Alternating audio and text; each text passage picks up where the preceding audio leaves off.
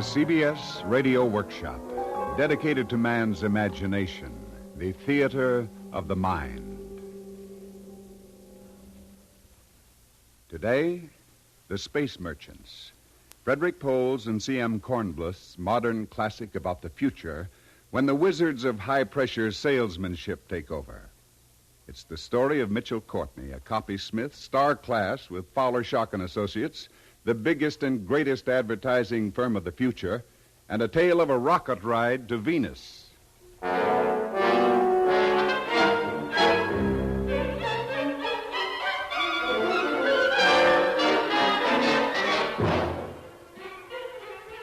As I rubbed depilatory soap on my face and waited for my beard to melt away, I switched on the news over the bathroom mirror.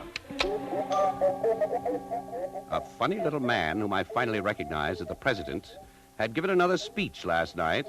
There was a shot of the Venus rocket, squat and silvery on the Arizona sands.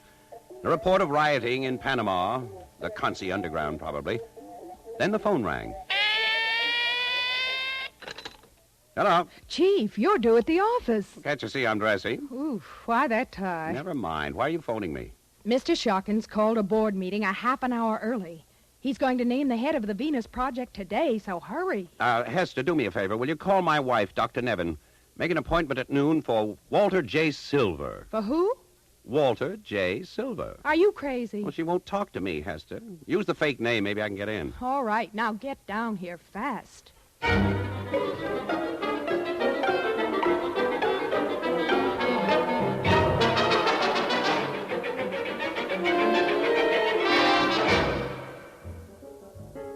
Down on Fifth Avenue, there wasn't a pedicab in sight. For a moment, I thought I had a Cadillac with two men pedaling it, but somebody else got it. I did the best I could. I hopped aboard the rolling northbound sidewalk and found myself hemmed in by a milling, perspiring group of consumers. I got off at Schocken Towers and rode the express elevator to our offices on the 182nd floor.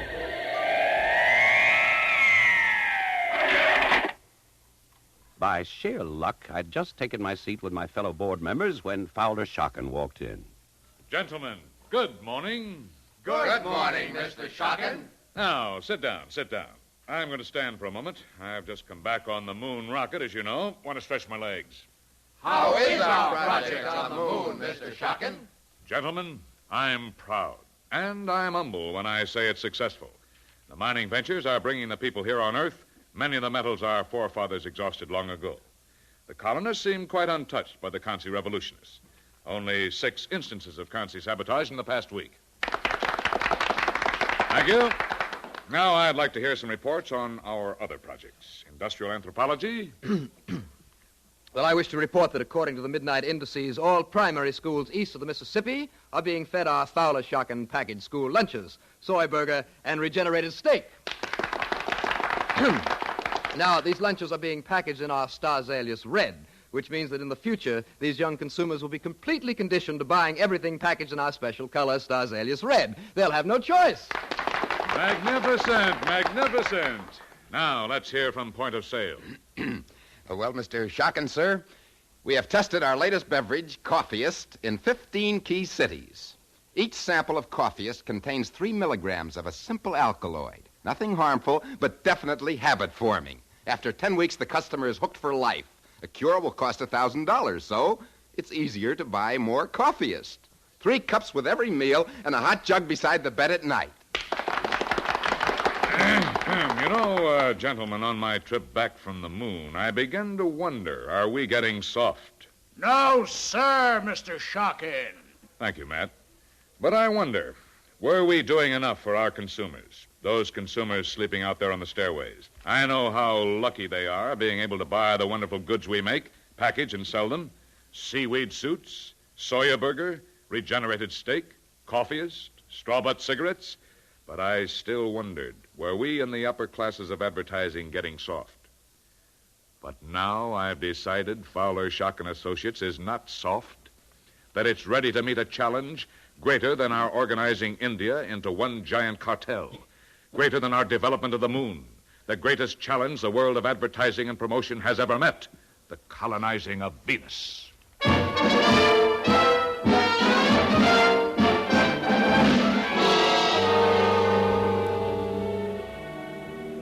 Shockin's sense of the dramatic was never better. A touch of a button on the conference table before him, the lights were dimmed. Another touch of a button, and one wall of the room became a giant projection screen. We are looking at it again.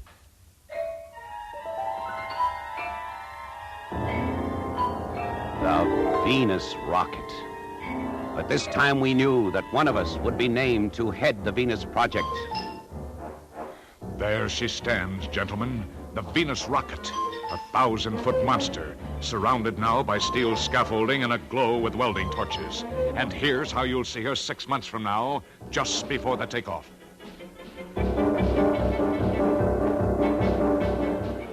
Just before the takeoff. There's the ship that Congress gave us, Fowler, Shockin Associates. There's the ship that will span the stars. 6.5 million tons of trapped lightning and steel. A rocket-powered Mayflower for 1,800 pioneers seeking a new world to settle. Who will man it? Gentlemen, it's our job, A, to justify my buying enough congressmen to vote us that rocket. B, to sell 1,800 crazy consumers on giving up life on the Earth for the sulfur and nitrogen and canned life on Venus. Yes, sir, Mr. Shockin. Yes, sir. I've made my choice of the man to head up our Venus rocket project. His name is Mitchell Courtney.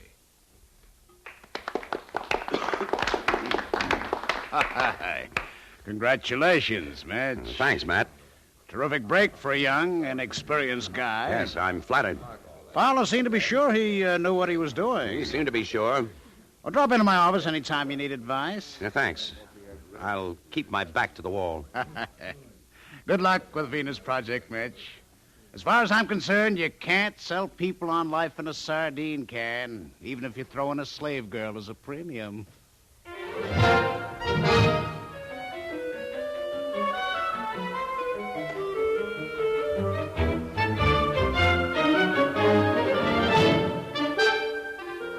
This way, Mr. Silver. Dr. Nevins will see you now. Dr. Nevins? Mitch, how did you get in? I used another name. I had to see you, Kathy. After all, you're my wife. I am not your wife. My certificate's on file. Mine isn't. It never will be. As soon as this year is up, we're through. Wait. I've got some news. Well, what is it? I've been put in charge of the Venus project at the agency. Congratulations. Oh, Kathy, I love you. I'm not above using this promotion as an excuse to celebrate. Won't you go out on the town with me tonight? No. Well, I promise not to make a scene. You're the only one I want to celebrate with. All right, Mitch. My apartment at 7. And now let me take care of the sick people.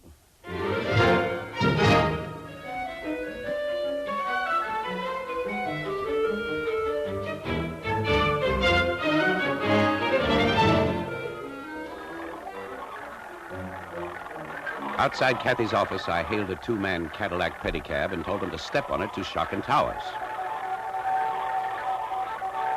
I took the express elevator to the top of the towers.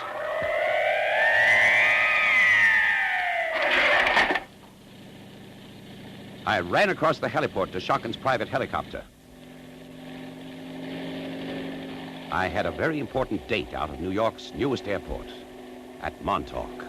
I was due to meet the Earth's #1 celebrity, Jack O'Shea, the first and only man who had ever set a rocket down on Venus and returned. As I landed, his jet was just coming in. And as I jumped to the ground, his jet moved up the runway toward me, and the place was crawling with women. I'd forgotten what a swath Jack had cut with the women on his cross-country lecture tours. In fact, I'd almost forgotten until his Pinkerton cards cleared away through the vast crowds. I'd almost forgotten that Jack was a midget. Welcome to New York, Jack.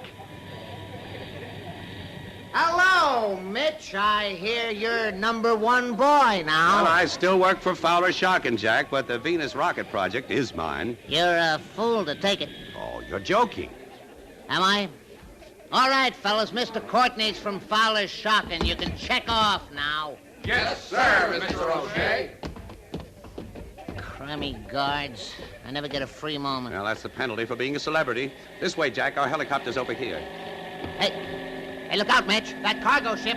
Darn fool pilots. Run, Mitch, run!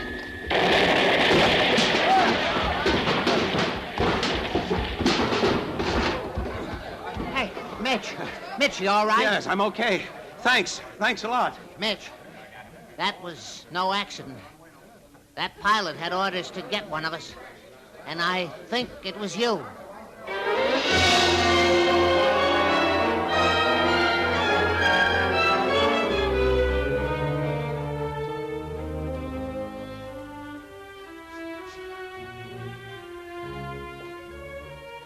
I had to start pumping Jack O'Shea about Venus. Shockin was paying him a fat retaining fee as a consultant. Jack didn't seem to want to talk, however. I showed him projections, maps, drawings, charts. But he barely said a word worth recording on tape. Suddenly an idea hit me. I made a phone call.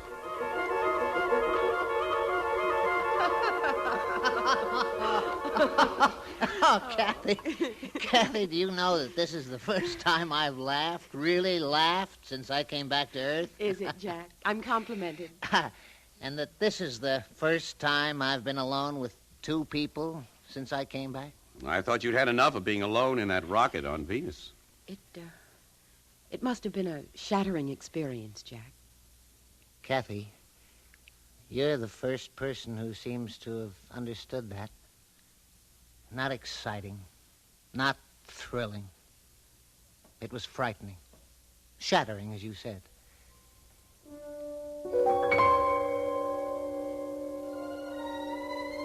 It wasn't at all like what I've told the women's clubs, the reporters. That's been a pack of lies. The atmosphere, for instance. It's really formaldehyde. Embalming fluid. Who'd understand that, except the dead? And the heat, who'd understand that? Who's lived in heat above the boiling point of water? If there was any water on Venus, which there isn't.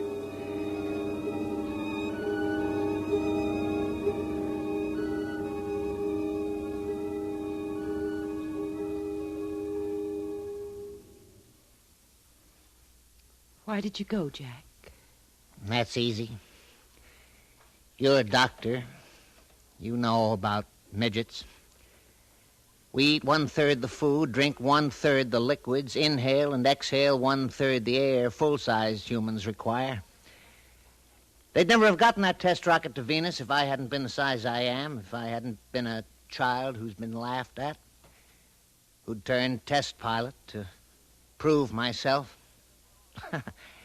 I was so small they could pack me into that test rocket with all the equipment necessary to sustain me. 83 days. It takes a lot of equipment to sustain even a midget. 6 of those days were on Venus. What was it like, Jack?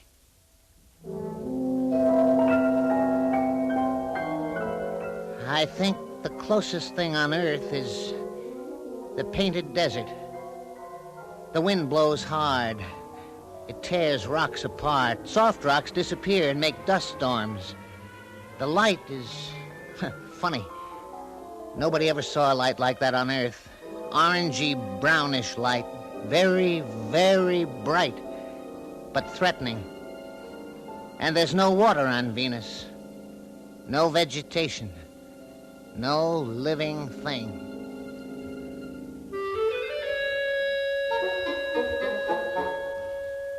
In the quiet of Kathy's apartment, Jack O'Shea talked for another hour. Then suddenly, with hardly a word of goodbye, he stood up and walked out.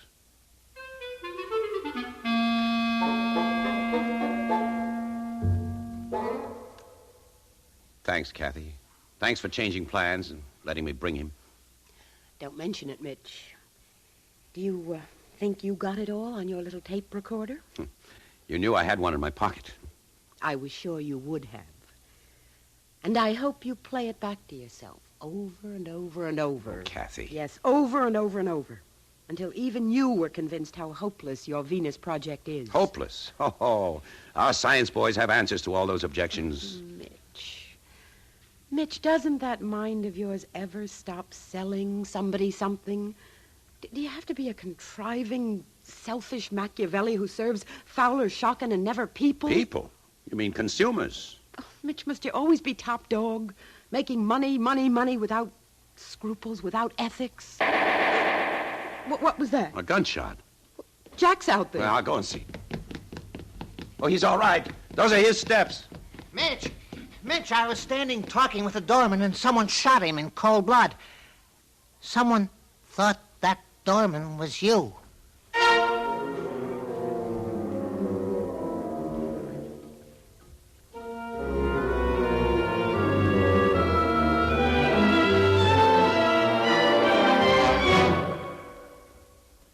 Well, Mitch, trouble with the Venus Project already? Personal trouble, Mr. Shockin. Personal trouble? Yes, yesterday afternoon a cargo helicopter tried to drop its full load on me, and last night somebody tried to shoot me. I've had a couple of head-on collisions with Matt Runstead. Are you accusing a Shockin man? That's treason. Killing an agency employee is an offense against the United States government. Any idea who's behind this? No. Well, it might be the Consies, of course. Well, conservationists hate us. They try to sabotage everything we want to do, but they're crazy, mixed up, unorganized. They want to go back to the old days when we had natural wood, natural water, all that sort of claptrap. Forget them. Well, it could be another advertising agency. It could be. But look, Mitch, I made you copysmith, star class, because I thought you could live up to your responsibilities. Now, you're young, but you have power. 5 words from you, and a few months later, 500 million consumers will find their lives completely changed. That's power. Absolute power. So you must remember, power has its compensation and its hazards. That's all.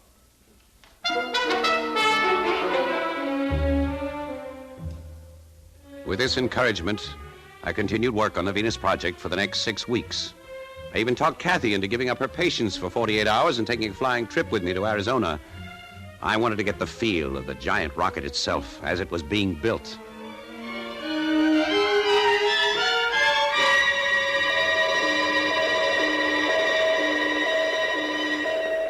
Your credentials, please. Army Intelligence, check. Navy Intelligence, check. Air Force Intelligence, check. FBI, check. AEC, check. CIA, check. 4A's, check. I hope you two are all right. This way, please. Kathy and I followed the security officer into the vast steel shell of the Venus rocket. 1,257 feet high. More cubage than the average New York apartment building. He took us into the dormitories for the 1,800 pilgrims I had to sell on the idea of going to Venus. Closed cycle food, water, and air regeneration. 1/3 living space, 1/3 drive, 1/3 freight. It was an inferno and a promise of paradise. A monument to 22nd century engineering and an incomparable monument to the sheer artistry of the machine.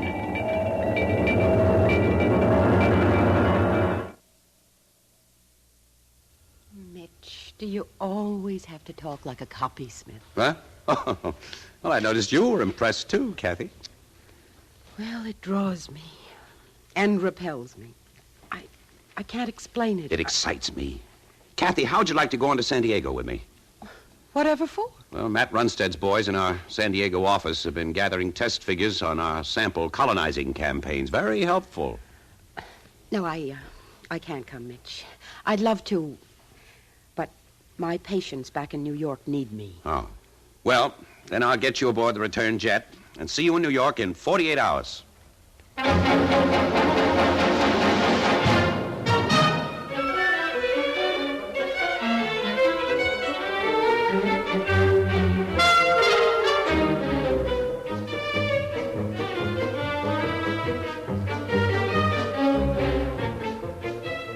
I didn't tell them I was coming to San Diego. I walked in on our entire San Diego staff playing push-button poker. What's the meaning of this? Oh, who are you, mister? Mitchell Courtney. Why, it's Courtney from New York, fellas. What are the reports on the Venus sampling, Harris?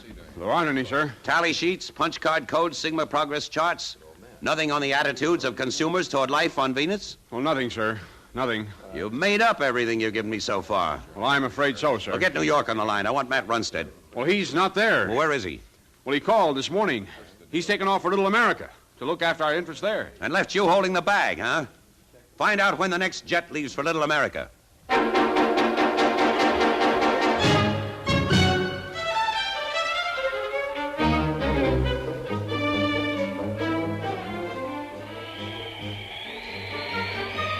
Little America is a dollar trap for the tourists of the world, conceived and promoted by Fowler Shocking. A clerk at our hotel told me Runstead had checked in for a 2-day tour of the Stars Alias Glacier, that he already had started out on the trail. I rented the glacier equipment, Antarctic coveralls, hood, gloves, boots, and power pack to warm them. And on my back, I had an EDF that went beep, beep when I was on the trail, and beep, beep when I lost my way in the snow. I set out after Runstead, beeping and still mad.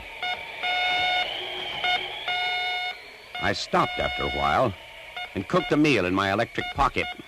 It wasn't bad. Well, very bad. I had some coffeeists to pep me up, and then I set out again. My feet hit a drift, and I stumbled. The wind was blowing stronger now. The snow flurries were more frequent. I must have gone on another hour. How far in distance, I don't know. And then up ahead, I saw the figure of a man. Matt! Matt Runstead! Mitch Courtney! Matt, I've been following you. Me? What do you want with me, Mitch? I want to know what happened in the San Diego office. What are you up to, Matt? A sudden blast of wind hurled snow into my face, and then, as it cleared, I saw Matt raising his skis high above his head. I saw them coming down toward me as he poleaxed me.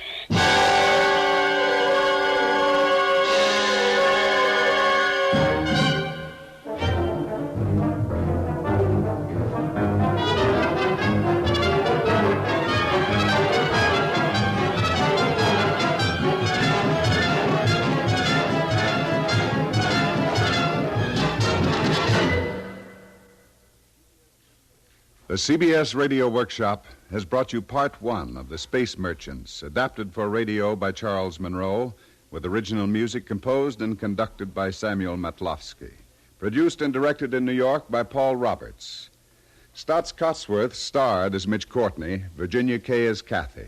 Others in today's cast were Bob Dryden, Ed Prentice, Mary Patton, Bob Reddick, Joe Julian, Ralph Bell, Ian Martin, and Joe Helgeson.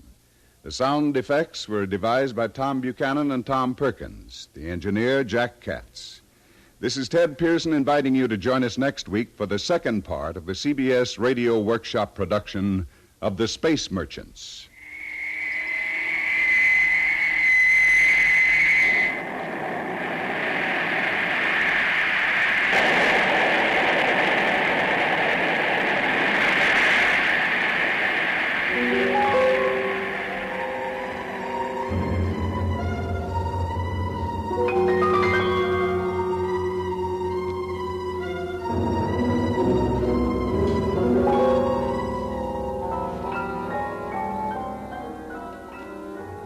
America listens most to the CBS Radio Network.